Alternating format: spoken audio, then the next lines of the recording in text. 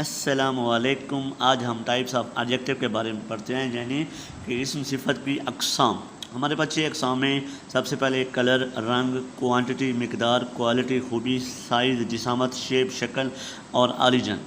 तो सबसे पहले हम कलर देखते हैं। इन 12 लफ्ज़ों में कौन सा जो एडजेक्टिव है ना, टाइप्स ऑफ कलर, उसमें सबसे पहले पिंक आएगा और ब्लू आएगा।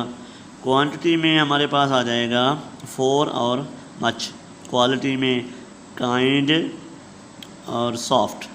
साइज़ में हमारे पास आ जाएगा लार्ज और टिनी। शेप में हमारे पास आ जाएगा ट्रायंगुलर, स्क्वायर। और ओरिजिन में हमारे पास पंजाबी और पाकिस्तानी आएगा। तो उम्मीद है आपको टाइप्स ऑफ एडजेक्टिव के बारे में समझ आ गई होगी। अच्छा, जो हमने पीछे पढ़ा है उसके हमने एक तस्वीर आपको सेंड कर दी है, इसमें आप इसको पूरी तरह देख सकते हैं कि टाइप्स ऑफ एडजेक्टिव और उनकी मिसालें भी साथ दी हुई हैं। तो ये था आपके लिए आज का सबक।